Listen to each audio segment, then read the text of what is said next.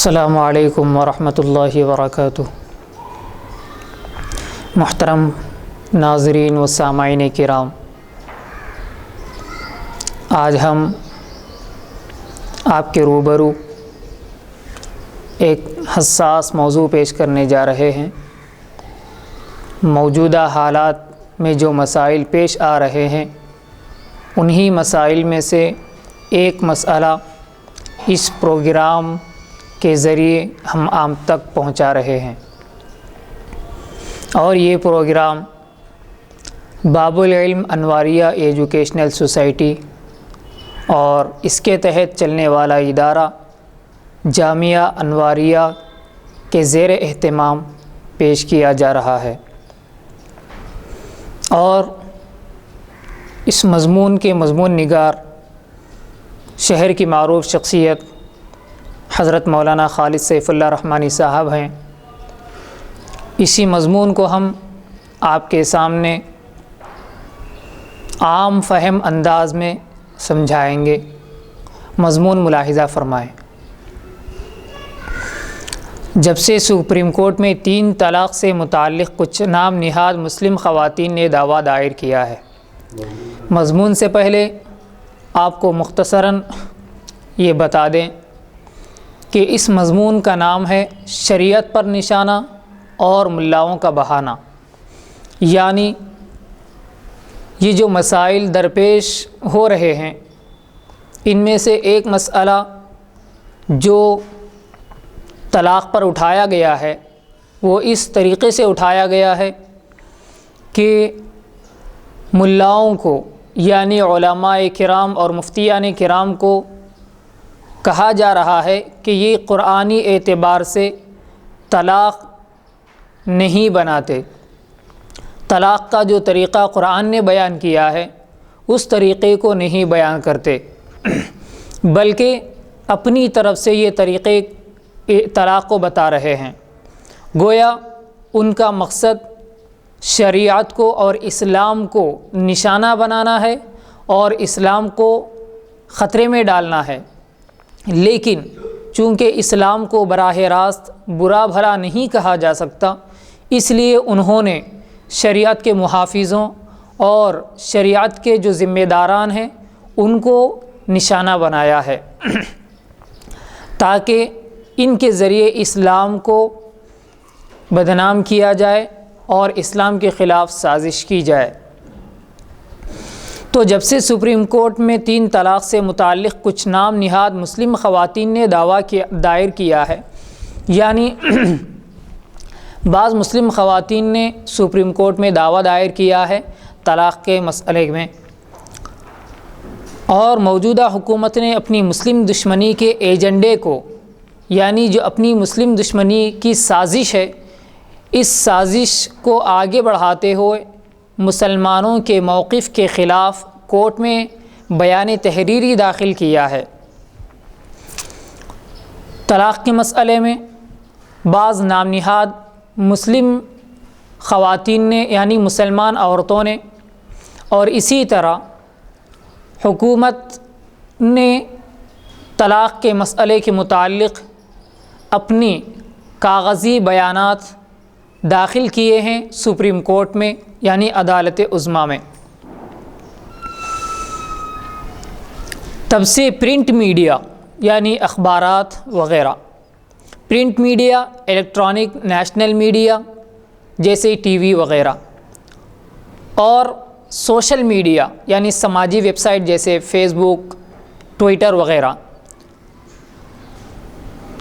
اور social media پر ایک نئی بحث چھیڑ دی گئی ہے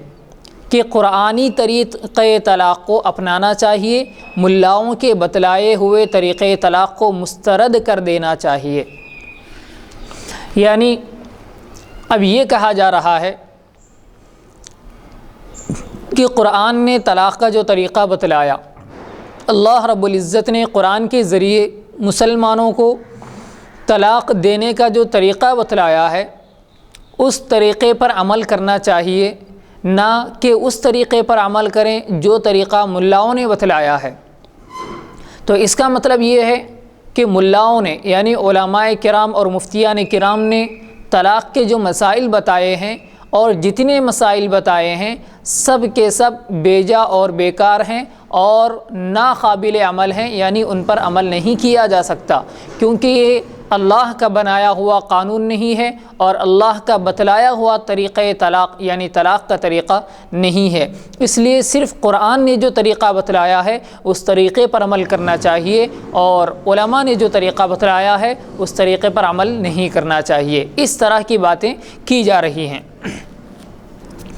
یہ دراصل عناد اور مخالفت کا ایک طریقہ ہے کہ اگر براہ راست اسلام اور مسلمانوں کو برا بھلا کہا جائے، جیسا کہ ابھی بات بتلائی گئی کہ یہ سازش کرنے والے اور اسلام کے دشمن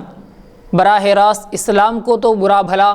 نہیں کہہ سکتے اور اسلام کے قانون میں تبدیلی نہیں لا سکتے، تو اس لیے جو اسلام کے نمائندے ہیں یعنی علماء، مفتیان کرام، فقہا، جو اسلام کے نمائندے ہیں اور اسلام کے قانون کو ظاہر کرنے والے ہیں اور اسلام کے مسائل لوگوں کے سامنے پیش کرنے والے ہیں، ان کو نشانہ بنایا جائے تاکہ ان کو نشانہ بنانے کی وجہ سے اسلامی قانون میں بھی تبدیلیاں آ سکیں اور اسلامی قانون تباہ ہو کر رہ جائے۔ تو مسلمان اسے برداشت نہیں کر پائیں گے، یعنی اگر اسلام کو اگر برا بھلا کہا جائے، اس کے قانون میں اگر کوئی کجی نکالی جائے تو مسلمان اسے برداشت نہیں کریں گے۔ اس لیے جو لوگ اسلام کے سچے ترجمان اور اس کی فکر کے محافظ ہیں ان کو برا بھلا کہا جائے۔ اسی لیے مولویوں، ملاؤں اور مدرسے والوں کو کوسا جاتا ہے، یعنی ان کو برا بھلا کہا جاتا ہے، اور جہاں تک ہو سکے انہیں بدنام کرنے کی کوشش کی جاتی ہے، اور انہیں بدنام کر کے گویا اسلام کو برباد، اسلام کو تباہ اور اسلام کو ختم کرنے کی سازشیں ہو رہی ہیں۔ ان کے بارے میں تحقیر آمیز باتیں کہی جاتی ہیں، یعنی ان کو حقارت کی نگاہوں سے دیکھا جاتا ہے اور ایسی باتیں ان کے حق میں کہی جاتی ہیں جو بالکل ذلت سے اور حقارت سے بھری ہوئی رہتی ہیں، اور یہ تصویر پیش کی جاتی ہے، یعنی یہ ظاہر کیا جاتا ہے کہ گویا اسلام ایک اچھا مذہب ہے اور قرآن تو ایک بہتر کتاب ہے، لیکن سارا فساد مولویوں اور ملاؤں نے پیدا کیا ہے۔ یعنی بظاہر تو یہ بتلایا جاتا ہے کہ اسلام ایک بہت اچھا مذہب ہے، اسلام ایک مکمل مذہب ہے، اسلام امن و سلامتی کا مذہب ہے، اور قرآن بھی دنیا کی ساری کتابوں میں سب سے اچھی کتاب ہے، لیکن اس کو بہت ہی زیادہ مشکل میں ڈال دیا ہے ان مولویوں نے، ان ملاؤں نے، اور علماء نے اسلام کو بہت ہی زیادہ پیچیدہ بنا دیا ہے۔ یہ کہا جاتا ہے ایک طرف اسلام کی تعریف کرتے ہوئے مسلمانوں کا دل جیت کر یہ بتلانا چاہتے ہیں کہ اسلام اچھا ہے، لیکن اسی تعریف کی آڑ میں اور اسی تعریف کو اپنا ہتھیار بناتے ہوئے وہ لوگ مسلمانوں کو برا بھلا کہتے ہیں اور مولویوں کو برا بھلا کہتے ہیں، گویا مولویوں کے ذریعے اور مولویوں کو اپنا سہارا بناتے ہوئے وہ اسلام کو بدنام کرنے کی کوشش کر رہے ہیں۔ قرآنی طریقہ طلاق کے بارے میں عام طور پر 3 باتیں کہی جاتی ہیں، یعنی قرآن میں جو طریقہ بتلایا گیا ہے طلاق دینے کا، اس کے بارے میں عام طور پر جو معاشرے میں باتیں کہی جاتی ہیں وہ 3 باتیں کہی جاتی ہیں۔ سب سے پہلی بات ان 3 باتوں میں سے طلاق ارادہ شوہر کی طرف سے حکم کے سامنے رکھا جائے، یعنی اگر شوہر نے طلاق کا ارادہ کر لیا، اپنی بیوی کو طلاق دینا چاہتا ہے، تو جب اس کا ارادہ بن جائے تو اب یہ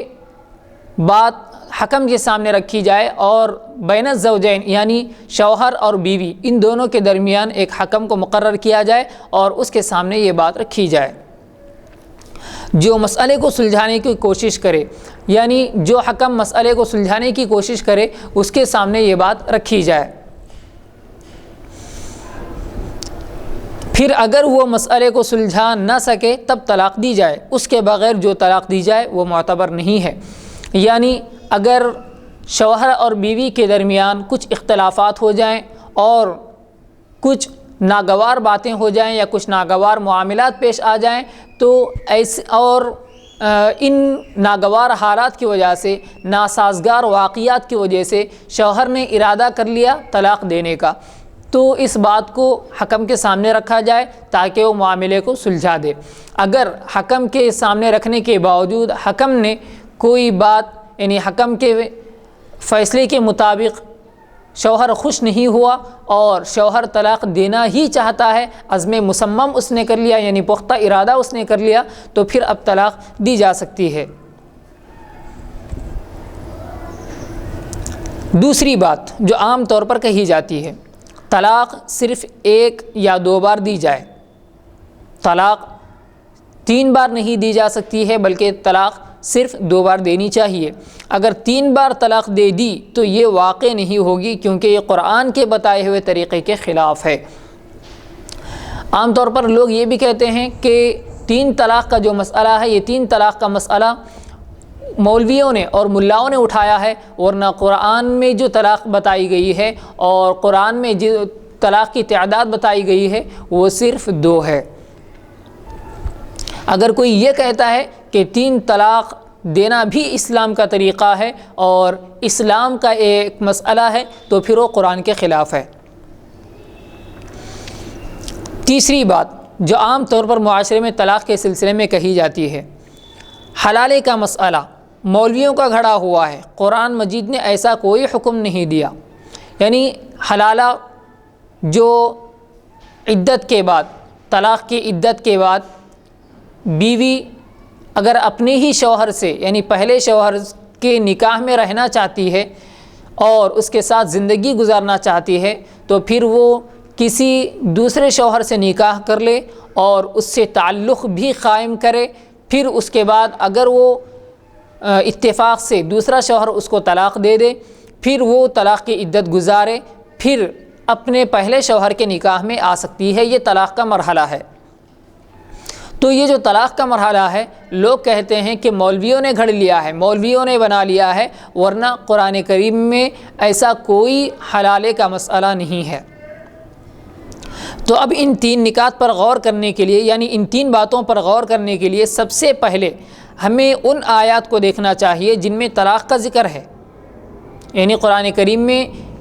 وہ کون سی آیتیں ہیں جن میں طلاق کا ذکر آیا ہوا ہے، یعنی طلاق کے مسائل بیان کیے گئے ہیں، ان آیتوں پر ہمیں غور کرنا چاہیے۔ قرآن مجید کی کل 9 آیتوں میں طلاق کا ذکر آیا ہے، یعنی قرآن کریم کی جتنی آیتیں ہیں اور قرآن کریم کے جتنے سورے ہیں ان تمام آیتوں میں صرف 9 آیتیں ایسی ہیں جن میں طلاق کے مسائل بیان کیے گئے ہیں، جن میں ایک سورہ طلاق میں ہے، یعنی سورہ طلاق وہ نام اور سورہ ہی طلاق کے نام سے ہے جو یا ایھا النبی اذا طلقتم النساء سے شروع ہوتا ہے اور 29ویں پارے میں یہ سورہ ہے۔ ایک تو یہ ہو گیا، دوسرے ایک سورہ تحریم میں ہے، سورہ تحریم میں بھی طلاق کی آیت ہے، اور بقیہ سورہ بقرہ میں سورہ بقرہ کی آیت نمبر 228 سے 231 تک، یعنی آیت نمبر 228 سے آیت نمبر 231 میں یہ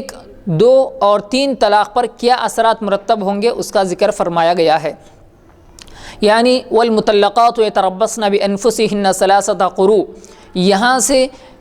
رکوع کے بعد والی آیت وَإِذَا طَلَّقْتُمُ النِّسَاءَ فَبَلَغْنَ أَجَلَهُنَّ فَأَمْسِكُوهُنَّ بِمَعْرُوفٍ، یہاں تک طلاق کے مسائل بیان کیے گئے ہیں۔ آگے اس کی تفصیل آ رہی ہے، یعنی ان آیتوں کی تفصیل اور کس آیت میں کیا کہا گیا ہے، کس آیت کے ذریعے کیا مسئلہ بیان ہوتا ہے، یہ آگے آ رہا ہے۔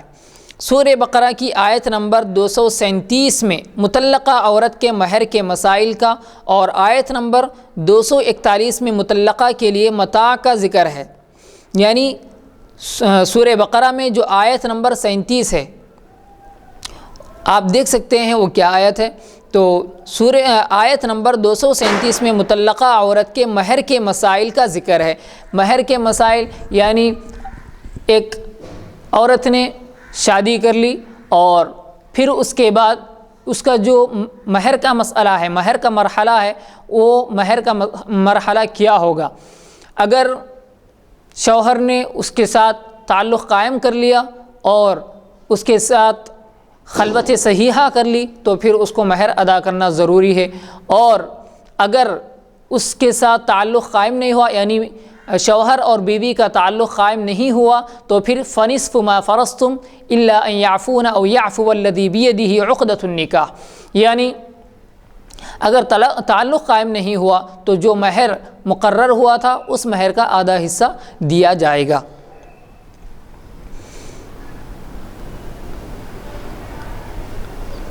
تو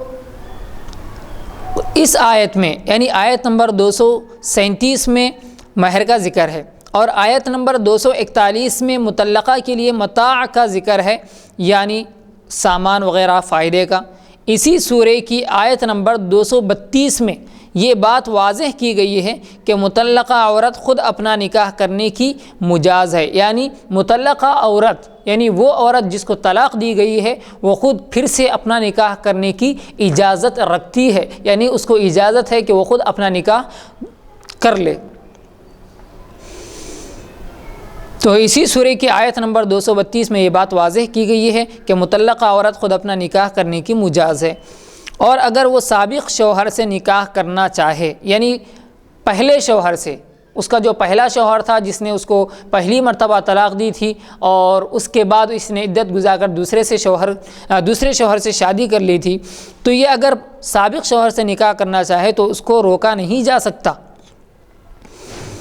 سورہ تحریم کی آیت کا تعلق خاص طور پر رسول اللہ صلی اللہ علیہ وسلم کی ازدواجی زندگی سے ہے، اور سورہ طلاق کی آیت نمبر 1 میں یعنی یا ایھا النبی اذا طلقتم النساء جو سورہ شروع ہو رہا ہے، اس میں بنیادی طور پر 2 باتوں کا حکم دیا گیا ہے۔ ایک یہ کہ جب کوئی شوہر اپنی بیوی کو طلاق دے تو عدت کا لحاظ رکھتے ہوئے دے، یعنی عدت جہاں تک ہو سکے اس کی عدت کم ہو اور اس کی عدت کا لحاظ کرتے ہوئے اس کو طلاق دے، اور اس کی عدت کا اعتبار کرتے ہوئے اس کو طلاق دے۔ دوسرے یعنی 2 جو حکم بتائے گئے ہیں ان میں سے ایک تو یہ تھا کہ شوہر اپنی بیوی کو عدت کا لحاظ کرتے ہوئے طلاق دے، اور دوسرا حکم کیا، عدت کے دوران مطلقہ کو رہائش کی سہولت فراہم کرے، یعنی اپنی بیوی کو طلاق دے دے اور طلاق کے بعد جب وہ عدت گزارے گی تو عدت گزارنے کے لیے سکنا یعنی اس کے رہنے سہنے کا انتظام کرے، اور اپنے ہی گھر میں اس کو رکھے، اس کو جدا نہ کرے، اور یہاں تک کہ نان و نفقہ یعنی اس مطلقہ بیوی کا جو عدت گزار رہی ہے اس مطلقہ بیوی کا خرچہ بھی وہ اپنی ہی طرف سے اٹھائے۔ غور کیا جائے تو جن آیات کا ذکر کیا گیا ہے ان سب میں زیادہ تر طلاق پر مرتب ہونے والے احکام ذکر کیے گئے ہیں، یعنی جتنی آیتیں بھی آپ کے سامنے بتائی گئی ہیں اور زیادہ تر جو طلاق کے مسئلے کے متعلق قرآن کریم میں جو آیتیں آئی ہیں ان آیات میں طلاق کے بارے میں کوئی بات نہیں آئی کہ طلاق کیسے دی جائے اور طلاق کتنی مرتبہ ہے، اس طرح کے مسائل اس میں نہیں ہیں، بلکہ طلاق کے بعد کے مسائل اس میں ہیں۔ مثلا ایک بات آئی مہر کی، اگر آپ نے طلاق دے دی تو پھر طلاق دینے کے بعد کا مسئلہ ہے، اگر آپ نے طلاق دے دی تو پھر مہر کا کیا مسئلہ ہوگا، ایک بات تو یہ آئی۔ دوسری بات، آپ نے طلاق دے دی تو پھر بیوی کہاں رہے گی، یہ بات آئی، اور اگر آپ نے طلاق دے دی تو بیوی کا نان و نفقہ یعنی اس کا خرچہ کون اٹھائے گا، یہ بات کہی گئی ہے، اور عدت کی بات کہی گئی ہے۔ تو یہ جو سارے مسائل ہیں طلاق پر مرتب ہونے والے مسائل بیان کیے گئے ہیں، یعنی طلاق ہونے کے بعد کے مسائل یہ بیان کیے گئے ہیں، نہ یہ کہ طلاق کتنی مرتبہ ہے اور طلاق کا مرحلہ کیا ہو، ان آیتوں میں یہ بیان نہیں کیا گیا۔ ان سب میں زیادہ تر طلاق پر مرتب ہونے والے احکام ذکر کیے گئے ہیں، طلاق دینے کا طریقہ نہیں بتلایا گیا ہے، یعنی طلاق کس طرح دی جائے۔ صرف سورہ طلاق کی آیت نمبر 1 میں طریقہ طلاق کے ایک نکتے کی طرف اشارہ کیا گیا ہے کہ طلاق دیتے ہوئے عدت کا لحاظ رکھنا چاہیے، یعنی سورہ طلاق کی جو پہلی آیت ہے اس آیت میں وہ بھی ایک طریقے کی طرف اشارہ کیا گیا ہے، مکمل طور پر واضح نہیں کیا گیا۔ یعنی اس طرح طلاق نہ دینی چاہیے کہ عدت طویل ہو جائے، جیسا کہ پہلے بھی بتایا گیا کہ عدت لمبی نہیں ہونا چاہیے، عدت طویل نہیں ہونی چاہیے، اس طرح اپنی بیوی کو طلاق دے، یعنی اس اعتبار سے طلاق دے اور اس طریقے سے طلاق دے کہ بیوی جہاں تک ہو سکے اپنی عدت کو مختصر سے مختصر تر کر دے اور زیادہ وقت اس کا عدت میں نہ گزرے، اس طرح دینی چاہیے۔ یعنی اس طرح طلاق نہ دینی چاہیے کہ عدت لمبی ہو جائے۔ اس کی صورت یہ ہے کہ ایسی پاکی کی حالت میں طلاق دی جائے جس میں بیوی کے ساتھ قربت نہیں ہوئی ہو، یعنی اس کی ایک صورت، ایک شکل یہ ہے، یعنی ایک طریقہ یہ ہے کہ بیوی کو ایسے وقت میں طلاق دی جائے یا ایسی پاکی میں، ایسے طہور میں، یعنی حیض اس کو آیا تھا، یعنی ماہواری جو ہوتی ہے، تو اس ماہواری کے بعد جو پاکی، یعنی عورت پاک ہو گئی، تو جو پاکی کا مرحلہ ہے، پاکی کے اس کے جو ایام ہیں، جو دن ہیں پاکی کے، اور ان پاکی کے دنوں میں شوہر نے اپنی بیوی سے خاص تعلق نہ قائم کیا ہو اور اپنی جو خواہش ہے وہ خواہش پوری نہ کی ہو، تو ایسے طہور میں، ایسی پاکی میں اس کو طلاق دے۔ تو ایسی پاکی میں طلاق دے جس میں بیوی کے ساتھ قربت، یعنی وہ بیوی سے قریب نہیں ہوا، کیونکہ اگر حیض کی حالت میں طلاق دے تو اس حیض اور اس کے بعد کے طہور یعنی پاکی کے بعد مزید 3 حیض عدت کے طور پر گزارنے ہوں گے، اور اگر بیوی سے صحبت کے بعد طلاق دے اور کہیں حمل ٹھہر گیا تو عدت دراز تر ہو جائے گی۔ یعنی ایسے طہور میں جس میں وہ بیوی سے قربت نہ کیا ہو، بیوی سے تعلق نہ قائم کیا ہو، تو ایسے طہور میں طلاق دی جائے۔ یہ اس لیے کہا گیا تاکہ اس کی عدت کم سے کم ہو۔ وہ اس طرح کہ اگر اس نے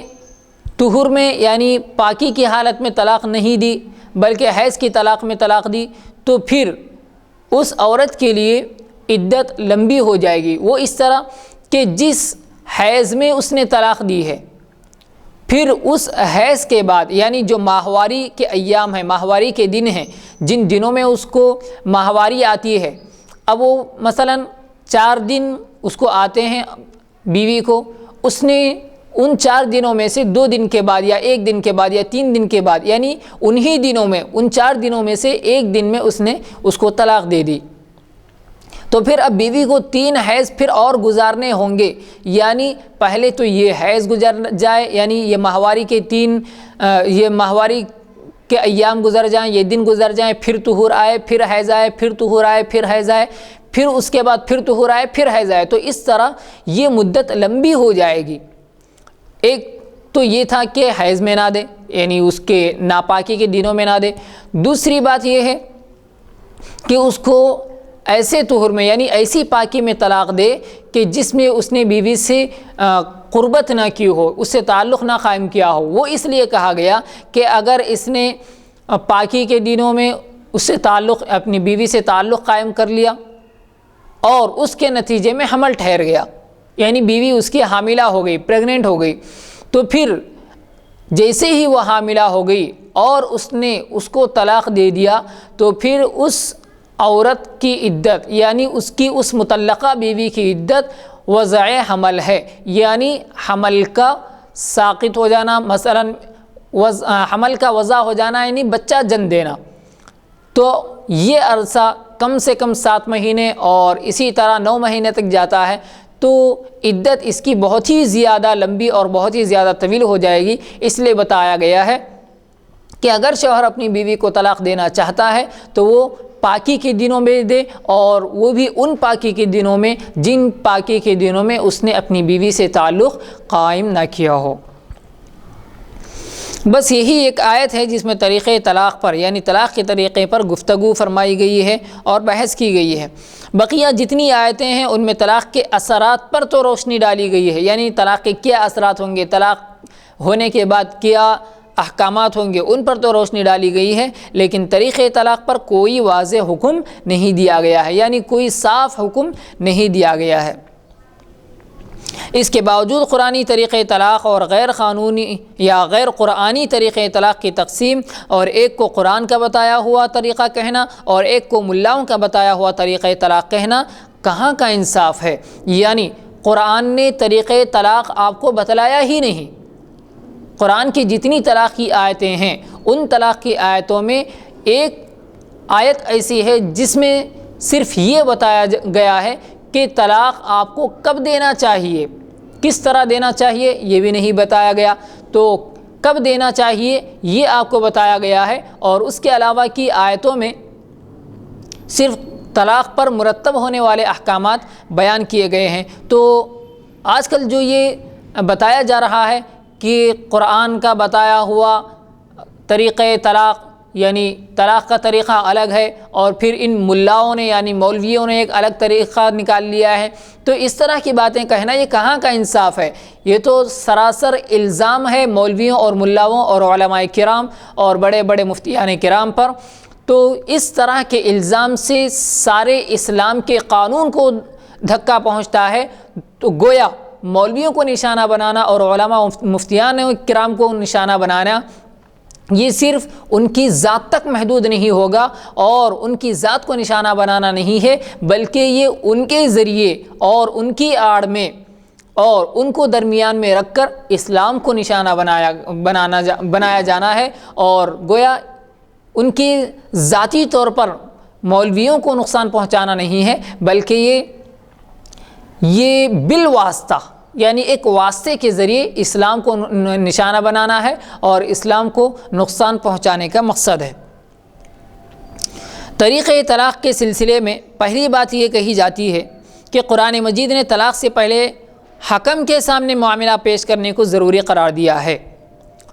جیسا کہ کہا گیا وَإِنْ خِفْتُمْ شِقَاقَ بَيْنِهِمَا فَبَعْثُوا حَكَمًا مِّنْ أَهْلِهِ وَحَكَمًا مِّنْ أَهْلِهَا، یعنی اگر حالات ناسازگار ہوں اور ناگوار حالات پیش آ جائیں تو پہلے یعنی طلاق سے پہلے یعنی یہ کہا جاتا ہے معاشرے میں، تو طلاق سے پہلے ایک حکم کو مقرر کرنا چاہیے، ایک بیوی کی طرف سے ایک شوہر کی طرف سے۔ تو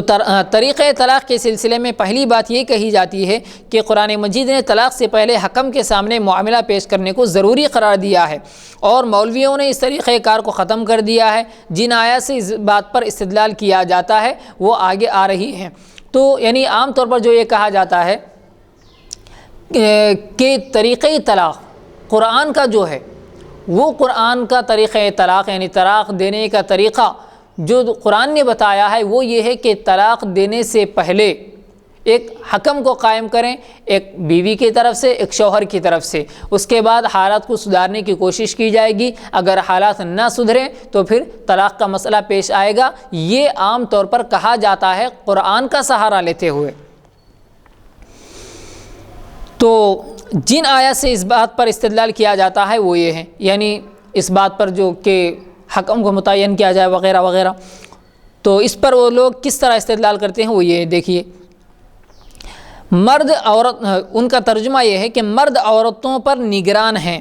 اس لیے کہ مردوں نے اپنے مال خرچ کیے ہیں۔ پہلے تو میں آپ کو یہ آیتیں بتلا دوں کہ وہ آیتیں کیا ہیں۔ یہ آیتیں سورہ نساء میں ہیں، جیسا کہ قرآن کریم نے اللہ رب العزت نے ارشاد فرمایا ہے الرجال قوامون على النساء بما فضل الله بعضهم على بعض وبما انفقوا من اموالهم فالصالحات حافظات للغیب حفظ اللہ۔ یہ قرآن کی آیات ہے، یعنی مرد جو ہیں وہ عورتوں پر نگران ہیں، عورتوں کے ذمہ دار ہیں۔ واللاتی تخافون نشوزهن فعظوهن واهجروهن في المضاجع واضربوهن فإن أطعنكم فلا تبغوا عليهن سبيلا إن الله كان عليا كبيرا۔ دوسری آیت وَإِنْ خِفْتُمْ شِقَاقَ بَيْنِهِمَا فَابْعَثُوا حَكَمًا مِّنْ أَهْلِهِ وَحَكَمًا مِّنْ أَهْلِهَا إِنْ يُرِيدَا إِصْلَاحًا يُوَفِّقِ اللَّهُ بَيْنَهُمَا إِنَّ اللَّهَ كَانَ عَلِيمًا خَبِيرًا۔ ان آیتوں کا ترجمہ ملاحظہ فرمائیں۔ مرد عورتوں پر نگران ہیں اس لیے کہ مردوں نے اپنے مال خرچ کیے ہیں، پس نیک عورتیں لہٰذا نیک عورتیں فرمانبردار ہوتی ہیں، اور شوہر کی عدم موجودگی میں یعنی شوہر جب اس کے پاس موجود نہ ہو اور باہر چلا گیا ہو یا کہیں اور ہو، اور شوہر کی عدم موجودگی میں جیسا کہ اللہ نے محفوظ رکھا ہے اسی طرح اپنی عزت و آبرو اور مال کی حفاظت کرتی ہیں۔ اور جن عورتوں کی نافرمانی کا تمہیں اندیشہ ہو، یہ شوہروں سے کہا جا رہا ہے، اور جن عورتوں کی نافرمانی کا تمہیں اندیشہ ہو ان کو نصیحت کرو، فعظوہن، ان کو نصیحت کرو، ان سے بستر الگ کر لو، وہجروہن فی المضاجع، اور ان کی سرزنش کرو، وضربوہن، سرزنش کرو یعنی تھوڑا سا مارو،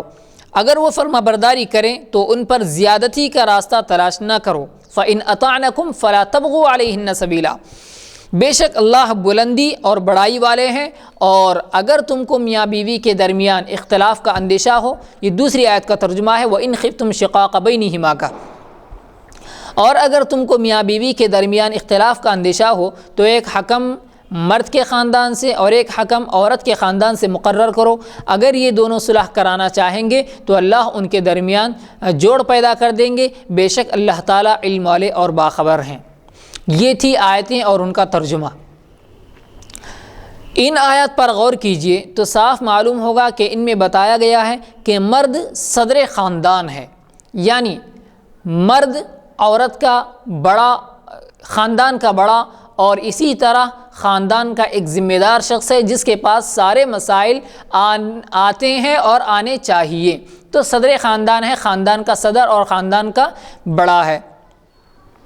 اور عورت پر جائز امور میں، یعنی جو جائز معاملات ہیں اور شریعت نے جس کی اجازت دی ہے، ان معاملات میں اس کی اطاعت واجب ہے، یعنی اگر شوہر کوئی حکم دے دے اور وہ حکم شریعت کے خلاف نہ ہو تو بیوی کو اس حکم پر عمل کرنا اور اس حکم کو بجا لانا واجب ہے، چونکہ حقوق اور فرائض کے بارے میں، یعنی جو چیزیں فرض ہیں ان کے بارے میں اکثر نزاع پیدا ہو جاتی ہے، یعنی اکثر لڑائی اور جھگڑا پیدا ہو جاتا ہے، اور میاں بیوی کی ہمہ وقتی رفاقت کی وجہ سے، یعنی شوہر اور بیوی جو ہر وقت مل جل کر رہتے ہیں اور ایک ساتھ رہتے ہیں، تو اس کی وجہ سے ان کے درمیان نزاع کا امکان زیادہ ہو جاتا ہے۔ یعنی اگر میاں بیوی ایسے ہوں جو بہت کم ملتے ہیں تو ان میں اختلافات بھی کم ہوتے ہیں اور چہمے گوئیاں بھی کم ہوتی ہیں، ایک دوسرے کی جو کمزوریاں ہیں وہ بھی کم ظاہر ہوتی ہیں، تو اس وجہ سے لڑائی جھگڑے کا امکان کم ہوتا ہے اگر کم وہ میاں بیوی کم ملتے ہوں، کم ایک ساتھ رہتے ہوں تو۔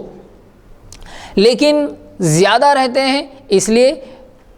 لڑائی جھگڑے کا امکان بھی زیادہ ہو جاتا ہے اور بڑھ جاتا ہے۔ اس لیے خاص طور پر میاں بیوی کے بارے میں بتایا گیا ہے کہ اگر بیوی شوہر کے حقوق کے بارے میں کوتاہی کرے، یعنی کاہلی اور سستی کرے اور ان کو صحیح طور پر ادا نہ کرے، اور اس کی وجہ سے تعلقات میں ناخوشگواری پیدا ہونے کا اندیشہ ہو، یعنی خوف ہو، تو پہلے شوہر ذاتی طور پر اس کو حل کرنے کی کوشش کرے، یعنی جہاں تک ہو سکے شوہر اپنی طرف سے اس کو حل کرنے کی کوشش کرے اور ان معاملات کو سدھارنے کی اور ان معاملات میں چین و سکون ڈھونڈنے کی کوشش کرے۔ اور اس کی 3 صورتیں ہو سکتی ہیں، یعنی جس طرح حالات کو سدھارا جا سکتا ہے اور حالات کو سازگار بنایا جا سکتا ہے، اور ان اختلافات کو، لڑائیوں کو، جھگڑوں کو جس طرح ختم کیا جا سکتا ہے، اس کی 3 صورتیں اور 3 شکلیں، یا ایسے سمجھیے کہ اس کے 3 طریقے ہو سکتے ہیں۔ پہلا طریقہ پند و نصیحت کے ذریعے سمجھانا، یعنی اس کو نصیحت کرنا چاہیے اور بتلانا چاہیے کہ آپ نے جو کام کیا ہے وہ کام غلط ہے، اس طرح کا کام نہیں کرنا چاہیے،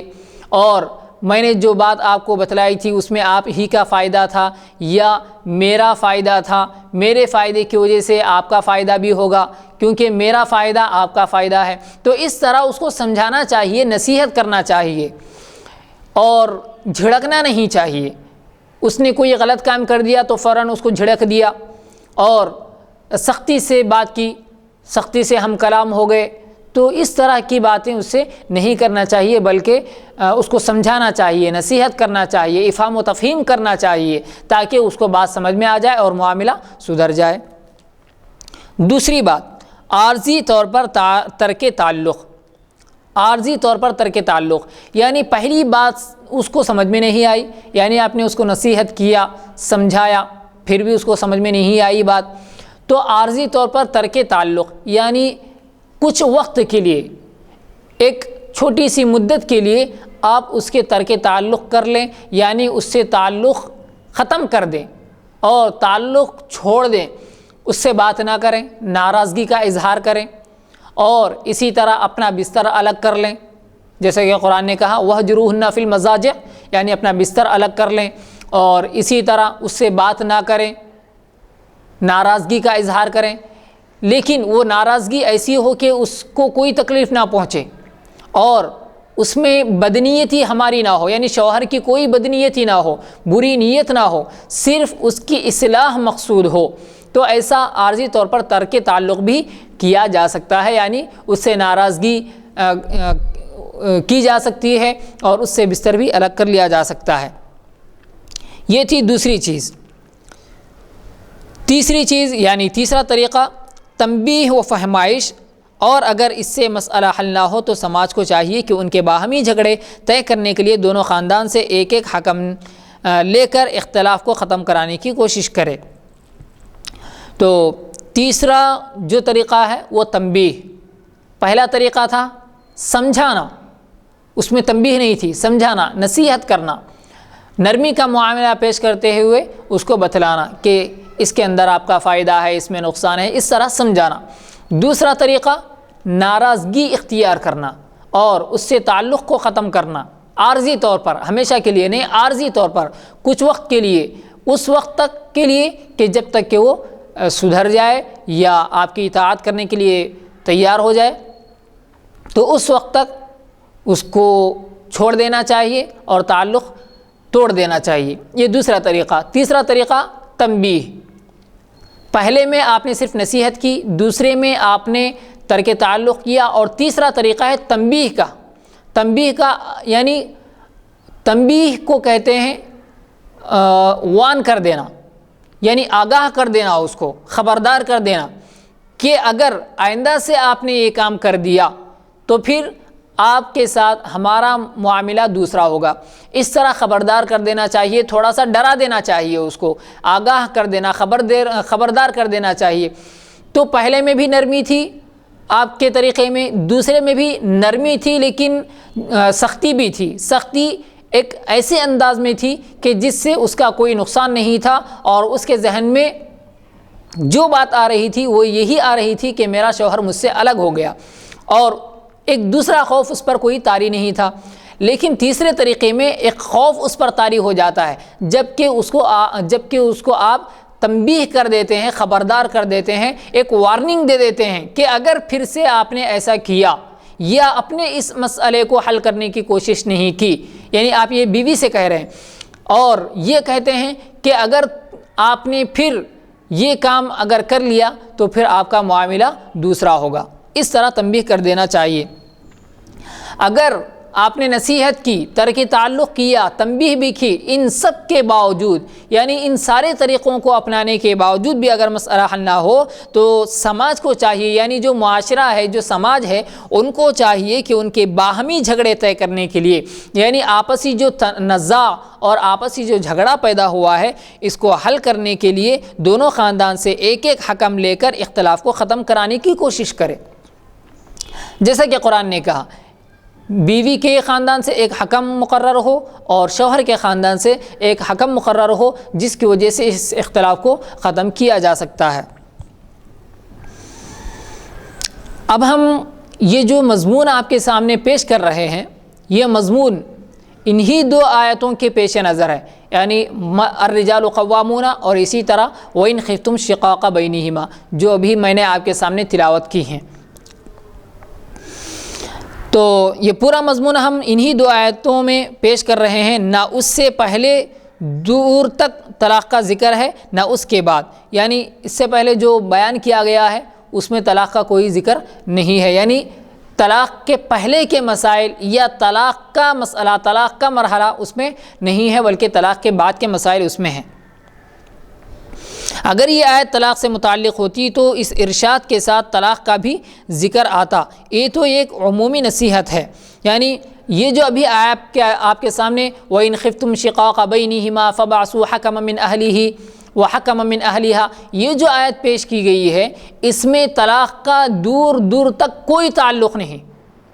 طلاق کا دور دور تک کوئی تعلق نہیں ہے، نہ اس کے اندر ہے نہ اس سے پہلے والی جو آیت ہے الرجال قوامون علی النساء، یہ جو آیت ہے ان دونوں آیتوں میں طلاق کا دور دور تک کوئی تعلق نہیں ہے اور کوئی اشارہ تک بھی اس کے اندر نہیں ہے، بلکہ اس میں تو وہ باتیں ہیں کہ اگر تھوڑی سی میاں اور بیوی کے درمیان یعنی شوہر اور بیوی کے درمیان کوئی ناسازگاری پیدا ہو جائے اور حالات سنبھل نہیں رہے ہیں اور دونوں میں آپس میں اختلاف ہو چکا ہے، تو ایسے اختلاف کو دور کرنے کے لیے ایک نصیحت ہے اور عمومی نصیحت ہے، یہ سب کے لیے ہے، یہ سب کے لیے ہے۔ مثلا اگر دونوں بھائیوں کے درمیان اختلافات ہو جائیں تو بڑا بھائی چھوٹے بھائی کو سمجھائے، یا سمجھانے سے نہیں سمجھ رہا ہے تو پھر اس سے ترک تعلق کر دے، یعنی اس سے بات نہ کرے اپنے بھائی سے اور اس سے کوئی معاملات قائم نہ کریں، اور اگر پھر بھی نہ سمجھ رہا ہو تو پھر تیسرا طریقہ یعنی اس کو خبر دینا چاہیے کہ میں تمہیں ماروں گا، تمہیں پیٹوں گا، اس طرح کا جو بھی طریقہ ہو سکتا ہے وہ اس طریقے کو اپنائے۔ تو یہ عمومی نصیحت ہے، یہ ہر معاملے میں ہے۔ تو یہی کہہ رہے ہیں کہ اس کے بعد بلکہ اس پوری سورہ ہی میں طلاق کا کہیں ذکر نہیں ہے۔ اگر یہ آیت طلاق سے متعلق ہوتی تو اس ارشاد کے ساتھ طلاق کا بھی ذکر آتا، یعنی جو باتیں بتلائی گئی ہیں ترک تعلق کی، تنبیہ کی، نصیحت کی، تو اس کے بعد کہیں نہ کہیں ذکر آتا، یعنی یہ ذکر آتا کہ حکم کو آپ نے قائم کیا مرد کی طرف سے عورت کی طرف سے، پھر بھی اگر معاملہ نہ سنبھلے تو پھر آپ طلاق کے معاملے کو اختیار کر سکتے ہیں، یہ ذکر آتا۔ یہ تو ایک عام نصیحت ہے۔ چونکہ ازدواجی رشتہ خاندان کے استحکام کے لیے خصوصی اہمیت کا حامل ہے، یعنی ازدواجی رشتہ جو شوہر اور بیوی کے درمیان ہوتا ہے، یہ ازدواجی رشتہ یعنی میاں بیوی کا جو رشتہ ہوتا ہے اس کو ازدواجی رشتہ کہتے ہیں یا ازدواجی تعلق کہتے ہیں۔ تو ازدواجی جو رشتہ ہے وہ خاندان کے لیے بہت ہی زیادہ اہمیت رکھتا ہے۔ جب تک یہ رشتہ قائم ہے اس وقت تک خاندان میں بھائی چارگی قائم رہتی ہے اور خاندان میں اتحاد ہوتا ہے، خاندان پورا مل جل کر رہتا ہے اور خاندان میں نا اتفاقیاں نہیں ہوتی اور خاندان میں ایک چین و سکون اور اطمینان ہوتا ہے۔ اس لیے خاص طور پر ذکر کیا گیا کہ اس میں دراڑ پیدا نہیں ہونی چاہیے، اس لیے یہ آیتیں بیان کی گئی۔ شوہر بھی ذاتی طور پر اس کے لیے کوشش کرے اور سماج بھی اس سلسلے میں اپنا کردار ادا کرے۔ اس کا تعلق خاص طلاق کے مسئلے سے ہے ہی نہیں، بلکہ یہ اس بات کی تعلیم ہے کہ میاں بیوی میں کسی بھی قسم کا اختلاف پیدا ہو تو اسے اسی طریقے پر حل کرنے کی کوشش کی جائے۔ اس آیت کے پس منظر میں زوجین کو نصیحت کی جا سکتی ہے کہ طلاق میں عجلت نہیں کرنی چاہیے۔ ہاں اتنا تو ہے کہ اگر کوئی شوہر اپنی بیوی کو طلاق دینا چاہتا ہے تو پھر اس کو ان آیتوں کے ذریعے، ان آیتوں کے تحت ایک نصیحت تو کی جا سکتی ہے کہ دیکھیے قرآن کریم میں آپ کو کچھ طریقے بتلائے گئے ہیں، ان طریقوں کے ذریعے آپ میں اور آپ کی بیوی میں جو اختلافات پیدا ہوئے ہیں اور جو حالات ناسازگار ہو گئے ہیں ان حالات کو ختم کیا جا سکتا ہے، ان حالات کو سدھارا جا سکتا ہے۔ اس طریقے سے اس کو نصیحت تو کی جا سکتی ہے ان آیتوں کے ذریعے، لیکن طلاق کا یہاں پر کوئی ذکر نہیں ہے۔ تو اس آیت کے پس منظر میں زوجین کو نصیحت کی جا سکتی ہے کہ طلاق میں عجلت نہیں کرنی چاہیے، بلکہ اگر تعلقات میں ناخوشگواری پیدا ہو جائے تو اس کو حل کرنے کی مخلصانہ کوشش کی جائے، یعنی جہاں تک ہم سے ہو سکتا ہے کہ ان ناخوشگواریوں کو، ان اختلافات کو جتنا چاہے ہم دور کر سکتے ہیں تو دور کرنا چاہیے، اور آخری چارہ کار کے طور پر ہی طلاق دی جائے، یعنی شوہر بھی چاہے کہ جہاں تک ہو سکے ان حالات کو، ان اختلافات کو سدھارنے کی کوشش کرے، لیکن حتی الامکان کوشش کرنے کے باوجود طاقت کے اعتبار سے جتنی کوششیں ہو سکتی ہیں اتنی کوششیں کرنے کے باوجود بھی اگر حالات نہ سنبھلیں اور اختلافات ختم نہ ہوں تو پھر طلاق دی جا سکتی ہے، لیکن اس کی حیثیت طلاق کے لیے شرط کی نہیں ہے، یعنی یہ جو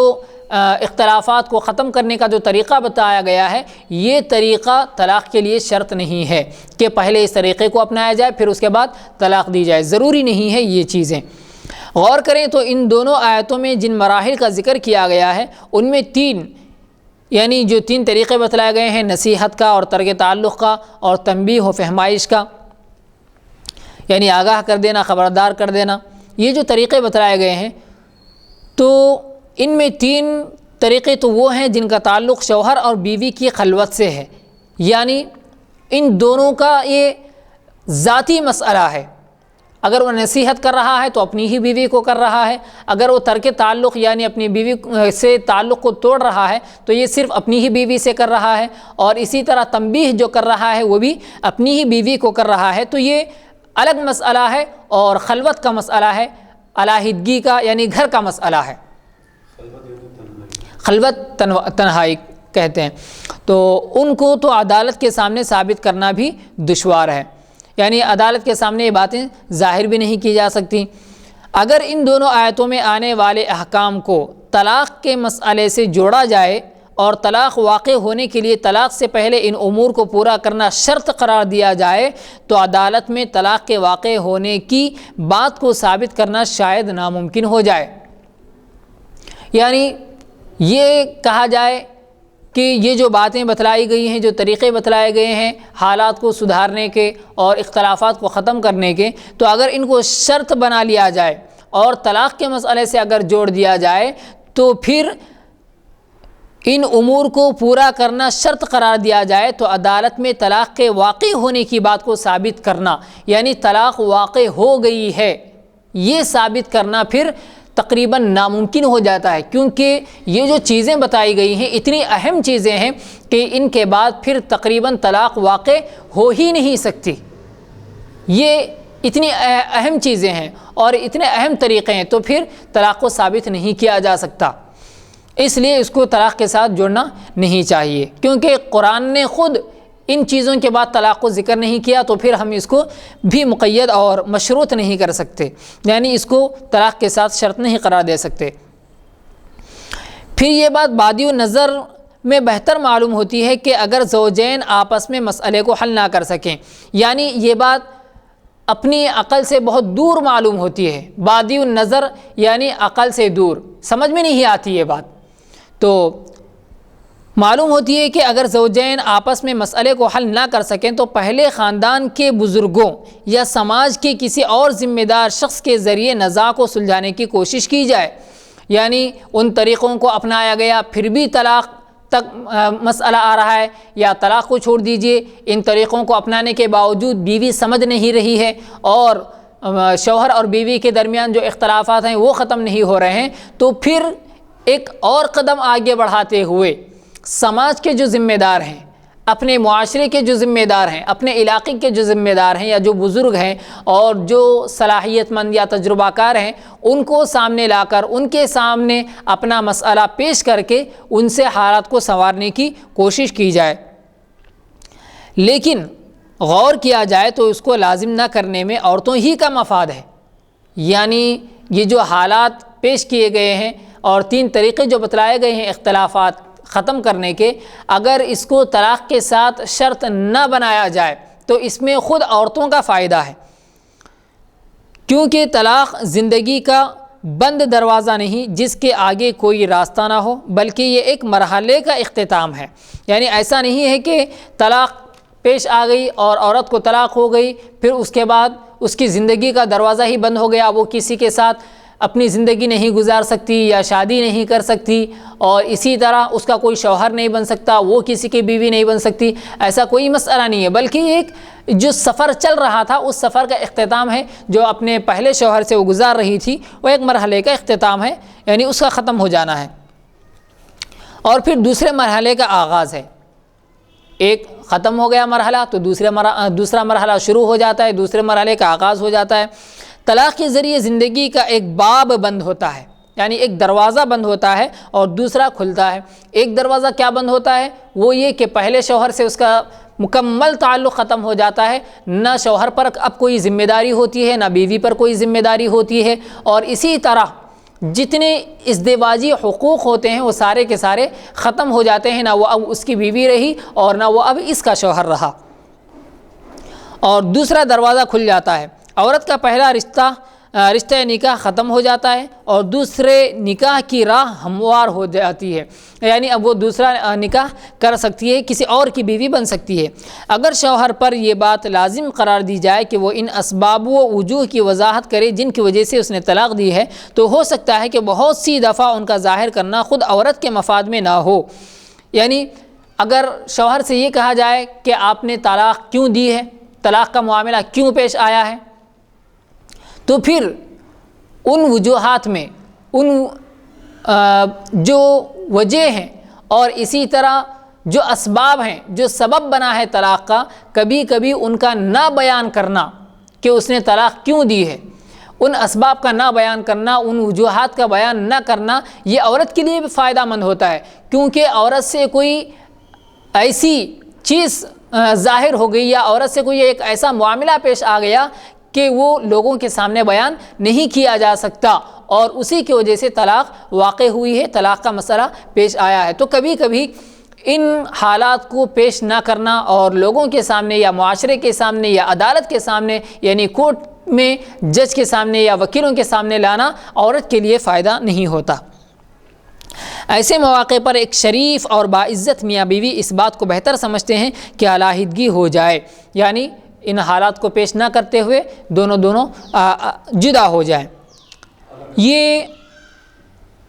وہ میاں بیوی چاہتے ہیں جو ایک شریف خاندان سے تعلق رکھتے ہیں اور ان میں شرافت ہوتی ہے، تو وہ چاہتے ہیں کہ ہم ایک اچھے طریقے سے جدا ہو جائیں اور اچھے طریقے سے الگ ہو جائیں، اور ایسے واقعات پردے ہی میں رہیں، یعنی جو ان کے مابین یعنی ان کے درمیان جو حالات پیش آئے ہیں وہ پردے ہی میں رہیں، لوگوں کے سامنے نہ آئیں، تاکہ کسی فریق کی بے عزتی اور بے آبروئی نہ ہو۔ یعنی بیوی نے اگر کوئی غلط کام کیا ہے تو اس کا وہ غلط کام سامنے نہ آئے اور اس کی عزت خطرے میں نہ پڑ جائے، مجروح نہ ہو، اس کی عزت پر کوئی زخم نہ آئے، کوئی دھبا نہ لگے، تو یہ چاہ کر اس کو بے آبرو نہ کیا جائے۔ اور اگر طلاق کا سبب عورت کی طرف سے پائی جانے والی کوتاہیاں نہ ہوں، تب بھی اس بات کا قوی اندیشہ ہے کہ خدا نہ ترس شوہر جھوٹ بولے اور اپنی بیوی کے کردار پر حملہ کرے۔ یعنی اگر جو طلاق دی گئی ہے وہ طلاق بیوی کی طرف سے ہونے والی نافرمانیاں نہ ہوں، اور اسی طرح بیوی کی طرف سے کوئی وجہ نہ ہو طلاق دی جانے کی، تو تب بھی ایک قوی اندیشہ، یعنی بہت ہی زیادہ ظاہری امکان یہ ہے کہ اللہ سے نہ ڈرنے والا شوہر جھوٹ بولے اور اپنی بیوی کے کردار پر حملہ کرے۔ تو یعنی اگر وہ شوہر ایسا ہو جو اللہ سے ڈرتا ہی نہیں اور اپنی عزت کو بچانے کے لیے وہ جھوٹ بھی بول سکتا ہے اور کوئی نہ کوئی الزام اپنی بیوی پر لگا سکتا ہے، اگر اس سے طلاق کی وجہ پوچھی جائے تب۔ جی ہاں، یہ بھی ایک خطرہ ہے کہ اگر ان آیتوں میں جو طریقے کو بتلایا گیا ہے کہ اختلافات کو دور کیا جا سکتا ہے، اگر ان طریقوں کو طلاق کے ساتھ شرط بنایا جائے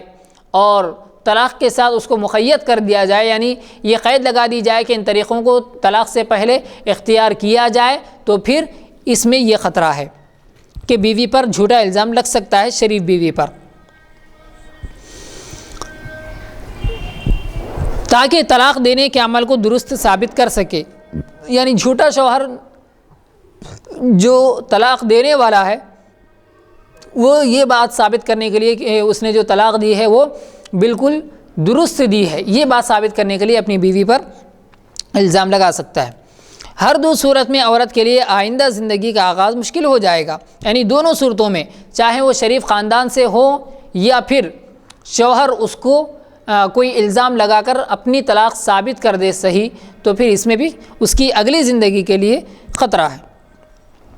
جب سماج تک یہ بات پہنچے گی کہ فلاں شخص کی بیوی پر بد کردار، یعنی اس کا کیریکٹر صحیح نہیں ہے، وہ اس کے اخلاق صحیح نہیں ہے، بد اخلاق ہے، بد زبان اور نافرمان ہونے کا الزام لگا ہے، تو غور کیجئے کہ کوئی شخص اس کو اپنی بیوی یا بہو بنانے کو تیار ہوگا؟ ہرگز نہیں ہوگا۔ جس کے اخلاق صحیح نہ ہو، جس کا کردار صحیح نہ ہو اور جس میں اچھے اخلاق نہ ہوں، تو ایسی عورت کو کوئی مرد اپنی بیوی نہیں بنا سکتا اور کوئی بزرگ اس کو اپنی بہو نہیں بنا سکتا۔ ہندوستان کے موجودہ معاشرے کی صورتحال یہ ہے کہ کنواری لڑکیوں کا رشتہ ملنا دشوار ہوتا ہے۔ کنواری جو لڑکیاں ہیں ان کا رشتہ ملنا ہی بہت دشوار ہے ہندوستان میں، یعنی جن کی ابھی شادی ہوئی ہی نہیں، ان لڑکیوں کا رشتہ ہی بہت مشکل سے ملتا ہے، ان کی شادی کا مرحلہ ہی بہت مشکل ہے۔ تو کیا ایسی عورتوں کا رشتہ ملنا یہاں بہت ہی آسان ہوگا جن کی کمزوریاں تشتزبام ہو چکی ہیں، یعنی جن کی کمزوریاں ظاہر ہو چکی ہیں، جن کی بد اخلاقی ظاہر ہو چکی ہے، جن کے عادات کا صحیح نہ ہونا معاشرے میں ثابت ہو چکا ہے، تو ان کی شادیاں کیسے ممکن ہو سکتی ہیں؟ ایک وہ لڑکی جو اب تک کنواری ہے، جس کی شادی نہیں ہوئی، جس کی بد اخلاقی ظاہر نہیں ہوئی اور جس کا کیریکٹر برا ہے، اس طرح کی کوئی بات معاشرے میں نہیں آئی، ایسی صاف اور شفاف لڑکیوں کے لیے ہی جہاں پر رشتے آنا اور رشتوں کا ملنا دشوار ہو، مشکل ہو، تو ایسی لڑکی کے لیے یا ایک ایسی عورت کے لیے جس کی پہلے سے شادی ہو چکی ہو اور جس کی بد اخلاقی ظاہر ہو چکی ہو اور جس کو طلاق دی گئی ہو، تو پھر وہاں ایسی عورت کے لیے کیسے ممکن ہوگا کہ وہ دوسری شادی کر لے؟ یا وہ ہو تو بے قصور، یعنی وہ عورت تو بے قصور ہو لیکن پھر بھی اس کے لیے شادی تقریباً ناممکن ہے، لیکن انہیں بدنام کر دیا گیا ہو، جیسا کہ ابھی بتایا گیا کہ شوہر جھوٹا ہے، اللہ سے ڈرنے والا نہیں ہے، اس نے کوئی الزام لگا دیا، تو پھر ایسے وقت میں بھی اس کے لیے دوسرا نکاح کرنا تقریباً مشکل اور تقریباً ناممکن ہے۔ اس لیے حقیقت یہ ہے کہ طلاق سے پہلے تحکیم کو ضروری قرار دے دینا نتیجے کے اعتبار سے عورت کے لیے نقصان دہ ہے، نہ کہ فائدہ مند۔ یعنی جو اب تک جو باتیں بتائی گئی ہیں ان کا نتیجہ اور ان کا خلاصہ یہ ہے کہ جو طریقے بتلائے گئے ہیں اوپر اختلافات کو دور کرنے کے لیے اور حالات کو خوشگوار بنانے کے لیے، ناخوشگوار حالات کو ختم کرنے کے لیے جو طریقے بتائے گئے ہیں، ان طریقوں کو طلاق کے لیے شرط قرار دے دینا اور یہ کہنا کہ طلاق سے پہلے یہ مرحلہ ہو کہ عورت کی طرف سے عورت کے خاندان سے ایک حکم بلایا جائے، مرد کے خاندان سے ایک حکم بلایا جائے، پھر ایک فیصلہ کیا جائے، یا پھر جو اوپر باتیں بتلائی گئی ہیں کہ شوہر پہلے اپنی بیوی کو نصیحت کرے، ایک طریقہ یہ بتایا گیا، دوسرا طریقہ اسے ترک تعلق کرے یعنی تعلق توڑ دے عارضی، اور اسی طرح تیسرا جو طریقہ بتایا گیا ہے تنبیہ کا، یعنی آگاہ کر دینے کا، خبردار کر دینے کا، تھوڑا سا ڈرانے کا۔ یہ جو طریقہ بتلایا گیا ہے، ان چیزوں کو، ان طریقوں کو اگر طلاق کے ساتھ قید کر دیا جائے اور یہ کہا جائے کہ طلاق سے پہلے یہ چیزیں وجود میں آنی چاہیے اور ان چیزوں کا پایا جانا ضروری ہے، تو اس میں پھر عورت کا بہت ہی زیادہ نقصان ہے، اس میں عورت کا کوئی فائدہ نہیں ہے۔ دوسری بات یہ ہے جو کہی جاتی ہے کہ قرآن میں 3 طلاق دینے کی ممانعت کی گئی ہے، اس لیے اگر 3 طلاق دے دے تو یا تو وہ واقع ہی نہیں ہوں گی یا ایک واقع ہوگی، یہ بھی درست نہیں ہے۔ یعنی دوسری بات جو عام طور پر معاشرے میں کہی جاتی ہے وہ یہ ہے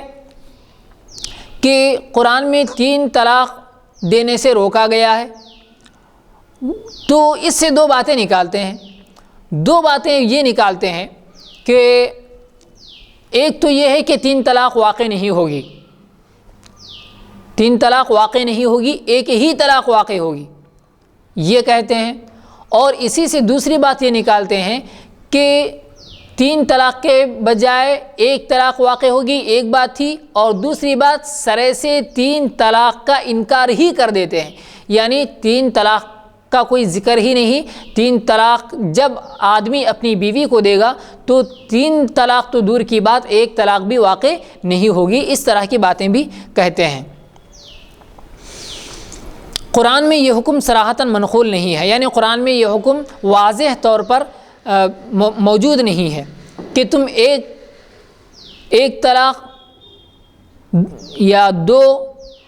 دو طلاق دو، یعنی ایک طلاق دو یا دو طلاق دو، یہ بات بھی قرآن میں نہیں ہے، یا تین طلاق دو، یہ بات بھی قرآن میں نہیں ہے، بلکہ صرف طلاق کے اثر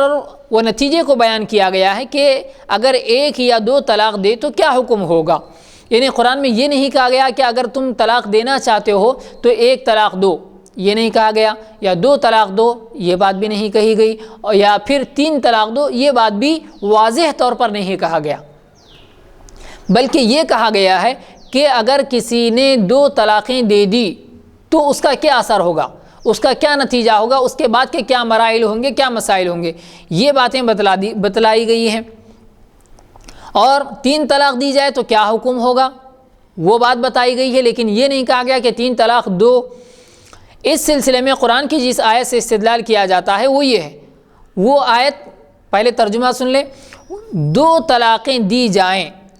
یا تو بھلے طریقے پر روک لیں یا خوشگوار طریقے پر چھوڑ دیں۔ یعنی قرآن میں یہ کہا گیا ہے کہ الطلاق مرتان فامساک بمعروف او تسریح باحسان، یہ قرآن کی آیت ہے جس کا ترجمہ یہاں پر پیش کیا گیا ہے کہ دو طلاقیں دی جائیں، الطلاق مرتان، یا تو بھلے طریقے پر روک لیں، یعنی طلاق دینے کے بعد اچھے طریقے سے اپنی بیوی کو روک لیں، یا خوشگوار طریقے پر اس کو چھوڑ دیں، یعنی اس کو رکھ سکتے ہیں آپ اچھے طریقے سے تو اس کو روک لیں، یعنی اپنے ہی پاس رکھ لیں، طلاق دے کر اس کو الگ نہ کر دیں، یا پھر اس کو آپ یہ سمجھتے ہیں کہ چھوڑ دینے میں ہی اس کی بھی بھلائی ہے، میری بھی بھلائی ہے، تو پھر اس کو اچھے طریقے سے چھوڑ دیں، یعنی اس کے لیے کوئی مشکلات نہ بنائیں۔ اور تمہارے لیے جائز نہیں ہے کہ یہ تم نے جو کچھ ان کو دیا ہے ان میں سے کچھ واپس لے لو، یعنی شوہر کے لیے یہ جائز نہیں ہے کہ شوہر نے اس کو تحفے کے طور پر یا ہدیے کے طور پر جو کچھ بھی اس کو دیا ہے وہ واپس لے لیں طلاق دینے کے بعد، یہ جائز نہیں ہے۔ یا بیوی نے کچھ دیا ہے تحفے کے طور پر، ہدیے کے طور پر، یہ بھی جائز نہیں ہے۔ ہاں، شوہر کے لیے مہر ادا کرنا یہ تو ضروری ہے، مہر تو واجب ہے، مہر کے علاوہ جو چیزیں ہیں ان چیزوں کا یہاں پر ذکر کیا جا رہا ہے، سوائے اس کے کہ دونوں کو اندیشہ ہو کہ وہ اللہ کی حدوں کو قائم نہیں رکھ سکیں گے۔ یعنی اگر دونوں کے درمیان، یعنی دو طلاق کے بعد کا جو مرحلہ ہے وہ بیان کیا جا رہا ہے کہ دو طلاق کے بعد اگر شوہر یہ سمجھتا ہے کہ اب میں اس کے ساتھ زندگی نہیں گزار سکتا یا وہ میرے ساتھ زندگی نہیں گزار سکتی، اللہ نے جو حدود قائم کیے ہیں، جو حقوق ہم دونوں کو دیے ہیں، اور جس طرح زندگی گزارنے کے احکامات اللہ نے بیوی کو دیے ہیں یا شوہر کو دیے ہیں، ہم دونوں اس کو قائم نہیں رکھ سکتے، تو اس طرح کا اگر وہ خوف کریں، یعنی ایسی باتوں سے ڈریں کہ وہ شریعت کو ملحوظ نہیں رکھ سکتے، شریعت کی باتوں پر رہ نہیں سکتے، شریعت کی باتوں کو قائم نہیں کر سکتے، تو اگر اس بات کا اندیشہ ہو کہ وہ اللہ کی حدوں کو قائم نہیں رکھ پائیں گے تو ان دونوں کو اس میں کچھ مضائقہ نہیں ہے کہ بیوی کچھ دے دے، یعنی یہ خلا کا مسئلہ ہے، یہ خلا کا مسئلہ ہے۔ اگر بیوی یہ خوف کرے کہ اب مجھے شوہر کو چھوڑ دینا چاہیے، ہم دونوں میں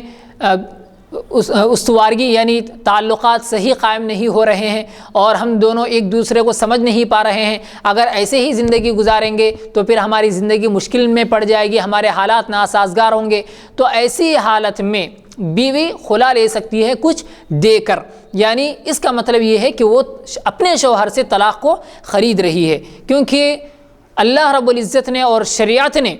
بیوی کو طلاق دینے کی اجازت نہیں دی اور یہ حق بیوی کو نہیں ہے۔ ہاں، وہ کچھ پیسے دے کر یا کچھ معاوضہ دے کر یا اپنا مہر معاف کر کے خلا لے سکتی ہے، تو بیوی شوہر کو کچھ دے دے تاکہ شوہر اس کو طلاق دے۔ یہ اللہ کی مقرر کی ہوئی حدیں ہیں، اس لیے ان سے تجاوز نہ کرو، یعنی جو اللہ نے بتلائے ہیں طریقے، ان طریقوں کو اپناؤ، اور جو اللہ کی مقرر کی ہوئی حدوں سے تجاوز کر جائیں وہی لوگ ظالم ہیں۔ تو گویا اللہ نے یہ جو حدیں بیان کی ہیں طلاق دینے کی، ان حدوں پر ہمیں اس حد کو مشروط کر دینا، یعنی اس شرط کو ضروری قرار دے دینا، جو باتیں پہلے بیان کی گئی ہیں کہ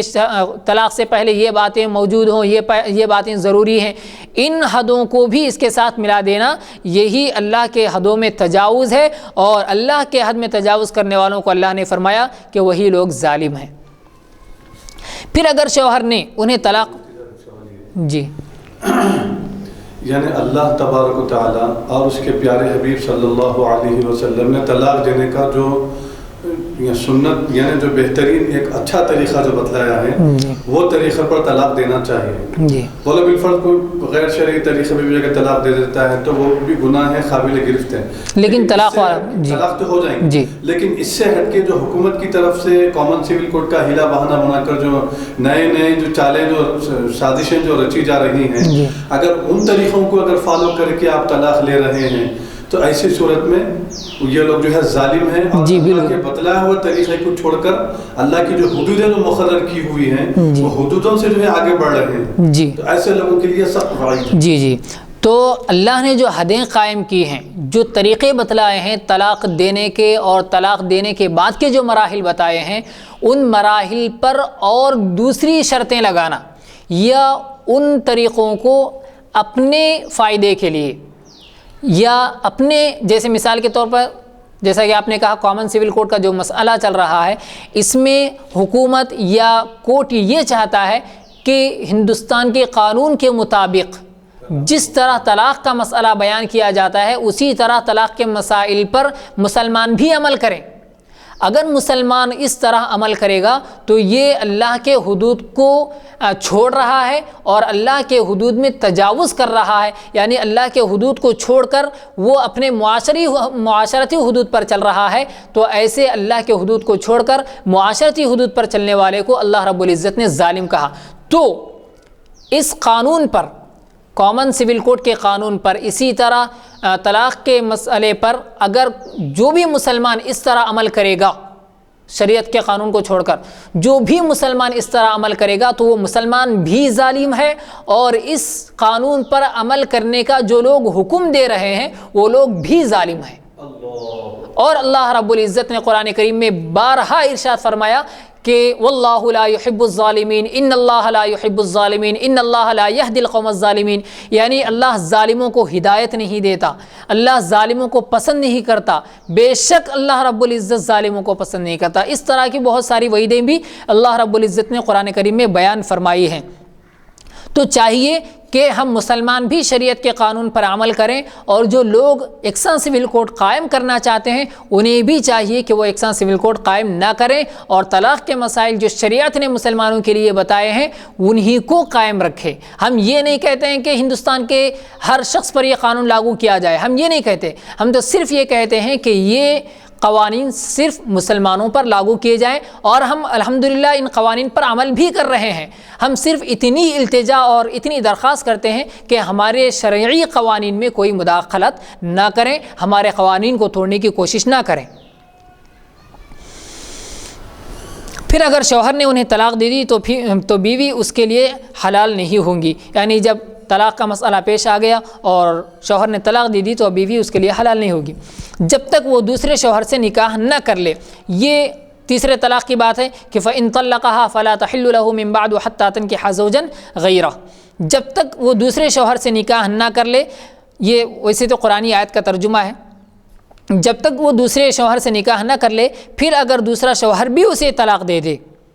تو ان دونوں پر کچھ حرج نہیں ہے کہ ایک دوسرے سے رجوع کر لیں، یعنی دوبارہ نکاح کر لیں، بشرطے کہ انہیں اطمینان ہو کہ وہ اللہ کی مقرر کی ہوئی حدوں کو قائم رکھیں گے، اور یہ اللہ کے مقرر کیے ہوئے احکام ہیں جن کو اللہ تعالیٰ سمجھدار لوگوں کے لیے بیان فرماتے ہیں۔ اس سے پہلے بھی یہ مسئلہ بتایا گیا تھا کہ شوہر نے اپنی بیوی کو طلاق دے دی، یعنی 2 طلاقوں کے بعد اس نے سوچا، پھر اس کو سمجھ میں آیا کہ ہم دونوں ایک ساتھ قائم نہیں رہ سکتے اور زندگی نہیں گزار سکتے، تو اس نے تیسری بھی طلاق دے دی۔ تو تیسری طلاق کے بعد جو عدت گزرے گی، عدت کے بعد وہ بیوی اپنے کسی اور دوسرے مرد سے شادی کرے گی، وہ اس کا دوسرا شوہر ہوگا۔ پھر اگر وہ پہلے اپنے شوہر سے تعلق یعنی شادی کرنا چاہتی ہے، نکاح کرنا چاہتی ہے، تو پھر وہ دوسرے شوہر سے شادی کرنے کے بعد اس نے طلاق دی اتفاق سے، پھر طلاق دینے کے بعد جو عدت اپنے اعتبار سے گزارے گی، وہ عدت گزارنے کے بعد پھر اب وہ اپنے پہلے شوہر کے لیے نکاح کے بعد حلال ہوگی۔ قرآن مجید کی یہ آیتیں بالکل واضح یعنی صاف صاف ہیں، اور ان میں 3 احکام بیان کیے گئے ہیں۔ پہلا یہ کہ اگر 1 یا 2 طلاق دی جائے تو شوہر کے لیے بیوی سے رجوع کرنے کی گنجائش باقی رہتی ہے۔ پہلی طلاق اگر دی جائے تو رجوع کی گنجائش ہے، یعنی صرف زبانی طور پر اس کو رجوع کر سکتا ہے کہ میں نے جو طلاق تمہیں دی ہے اب میرا اس سے کوئی تعلق نہیں، تمہیں کوئی طلاق نہیں ہے، میں تمہارے ساتھ زندگی گزارنا چاہتا ہوں۔ یہ 1 طلاق کا مسئلہ ہے۔ دوسری طلاق یعنی دوسری طلاق جب اس نے دے دی تو دوسری طلاق کے بعد اس کو صرف نکاح کرنا چاہتا ہے، نکاح کرنا پڑتا ہے کہ دونوں کے درمیان پھر سے نکاح ہو جائے، یہ دوسری طلاق کا مسئلہ ہے۔ تیسری طلاق اگر دے دی تو پھر اس کے بعد وہ بیوی اس کے لیے نکاح سے بھی حلال نہیں ہو سکتی جب تک کہ وہ کسی اور مرد سے نکاح نہ کر لے، وہ طلاق دے دے، وہ عدت کے بعد پھر پہلے شوہر کے لیے نکاح کے بعد حلال ہوگی۔ ایسی صورت میں شوہر کا ارادہ رشتہ باقی رکھنے کا نہیں ہو تو چاہیے کہ عدت گزر جانے کے بعد، یعنی بیوی کی عدت گزر جانے کے بعد اور خوشگوار طریقے پر بیوی کو رخصت کر دے، اور اگر واقعی بیوی کے ساتھ خوشگوار ازدواجی زندگی گزارنے کا عزم ہو یعنی پختہ ارادہ ہو تو اس سے رجوع کر لے اور اس کے حقوق ادا کرتے ہوئے بہتر طریقے پر زندگی گزارے۔ دوسرا حکم خلا کا دیا گیا ہے، وہ یہ کہ اگر شوہر و بیوی محسوس کرتے ہوں کہ اللہ تعالیٰ کے مقرر کیے ہوئے احکام کے مطابق وہ ایک دوسرے کے ساتھ زندگی نہیں گزار سکتے، ساری تفصیل پہلے آ چکی ہے، اور آپس میں یہ معاہدہ ہو جائے کہ بیوی مہر واپس کر دے، یا اگر شوہر نے دیا ہی نہیں ہے ابھی مہر تو اس کو معاف کر دے، اگر دیا ہے تو وہ واپس کر دے، اور شوہر طلاق دے دے تو یہ بھی درست ہے، مگر بہتر یہی ہے کہ شوہر دی ہوئی چیز واپس نہ لے، یعنی وہ مہر واپس نہ لے اور اس کو طلاق دے دے۔ تیسرا حکم یہ معلوم ہوا کہ اگر 2 طلاق کے بعد شوہر نے تیسری طلاق بھی دے دی تو اب عورت مرد کے لیے مکمل طور پر حرام ہو گئی، ان کے لیے آپس میں ایک دوسرے سے نکاح کرنا جائز نہیں، البتہ اگر عورت کا کسی اور مرد سے نکاح ہو سوئے اتفاق، یعنی اس کے ساتھ پھر برا معاملہ یہی ہوا کہ اس نے بھی اس کو طلاق دے دی، سوئے اتفاق، یعنی ایسا نہیں ہونا چاہیے تھا مگر اس کے ساتھ ہو گیا کہ اتفاق سے اس سے بھی نباہ نہ ہو سکا، یعنی وہ اس بیوی کے درمیان وہ جو دوسرا شوہر تھا ان دونوں کے درمیان بھی حالات سازگار نہیں بن سکے اور پھر اس سے بھی طلاق ہو گئی، تو اب وہ عورت پہلے شوہر سے نکاح کر سکتی ہے، یعنی اس کے لیے حلال ہے نکاح کے ساتھ۔ غور کیجئے کہ اس آیت میں کہیں بھی یہ بات کہی گئی ہے کہ اگر تیسری طلاق دے دے تو طلاق واقع نہیں ہوگی، یہ کہیں نہیں کہا گیا، اگرچہ کہ بلا وجہ 3 طلاق دینا یا ایک ساتھ 3 طلاق دے دینا گناہ ہے اور ایسا نہیں کرنا چاہیے، یعنی اگرچہ کہ یہ قرآن کے خلاف ہے، یعنی ایک ساتھ 3 طلاق دے دینا یا مکمل 3 طلاق دے دینا اگرچہ کہ قرآن کے دیے ہوئے حکم کے خلاف ہے اور سنت کے خلاف ہے، لیکن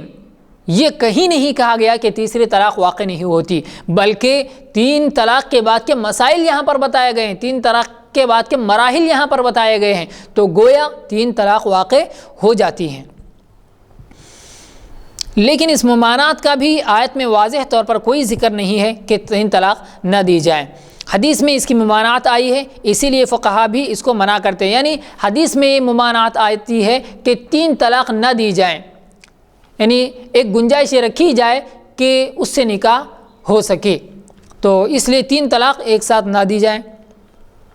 اسی لیے فقہا بھی اس کو منع کرتے ہیں، لیکن یہ نہیں کہتے کہ طلاق واقع نہیں ہوتی، 3 طلاق واقع تو ہوتی ہیں لیکن رکنا چاہیے۔ اسی طرح قرآن مجید میں کہیں بھی یہ بات نہیں فرمائی گئی کہ اگر 3 طلاق دے دی جائے تو 3 طلاق واقع نہیں ہوں گی، بلکہ اس کے برخلاف قرآن کہتا ہے کہ طلاق واقع ہو جائے گی۔ اس لیے حقیقت یہ ہے کہ آیات صرف اس بات کو واضح کرتی ہیں، یعنی اس بات کو بیان کرتی ہیں کہ 1، 2 اور 3 طلاقیں دینے کا کیا اثر مرتب ہوگا، یعنی یہ بات تو بتلائی گئی ہے کہ کسی نے 1 طلاق دی تو اس کے کیا مراحل ہوں گے، اس کے بعد کے کیا اثرات مرتب ہوں گے، 2 طلاقیں دی تو اس کے کیا نتیجے ہوں گے، اور اسی طرح 3 طلاقیں دی ہیں تو اس کے کیا نتائج ہیں، کیا مراحل ہیں اور کیا مسائل ہیں، یہ چیزیں تو بیان کی ہیں، لیکن کہیں قرآن نے یہ نہیں کہا کہ 3 طلاقیں واقع نہیں ہوتی۔ تو اللہ رب العزت سے دعا ہے کہ اللہ تعالی ہمیں قرآن کے مطابق عمل کرنے کی توفیق عطا فرمائے، اور احادیث نے جو مسائل بیان کیے ہیں اور احادیث سے استنباط کر کے فقہا نے اور اسی طرح علماء کرام نے، مولویوں نے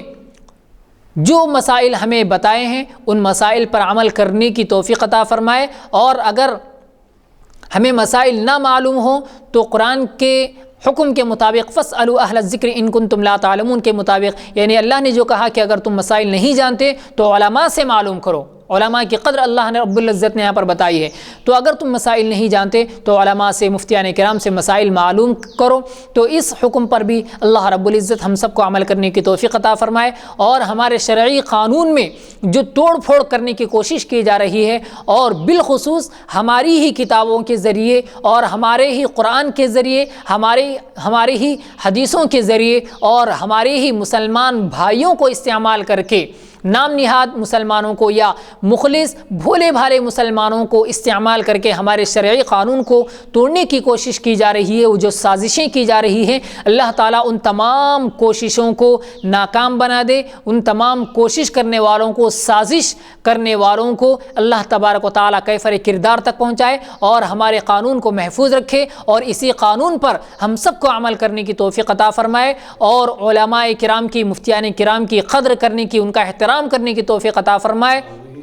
اور اللہ تعالی ہم تمام کی سفارش ان کے حق میں اور ہمارے حق میں ان کی سفارش قبول فرمائے۔ اللہ رب العزت علماء کرام کا، مفتیان کرام کا ہم سب کو ان کی صحبت عطا فرمائے، دنیا میں بھی ان کی صحبت عطا فرمائے اور آخرت میں بھی ان کی صحبت عطا فرمائے، اور اللہ تعالیٰ ان کو بہترین بدلہ عطا فرمائے، اور ان کے ذریعے اللہ تعالیٰ ہم سب کی نجات فرمائے، اور ان کا سایہ تا دیر یعنی ایک لمبے وقت تک اللہ تعالیٰ ہمارے اوپر قائم رکھے۔ اور اللہ رب العزت سے دعا ہے کہ اللہ تعالیٰ معاشرے کی تمام خوبیوں، تمام خرابیوں کو اور تمام جتنے اختلافات ہو رہے ہیں سب کو ختم فرمائے۔ آمین۔ وآخر دعوانا ان الحمد للہ رب العالمین۔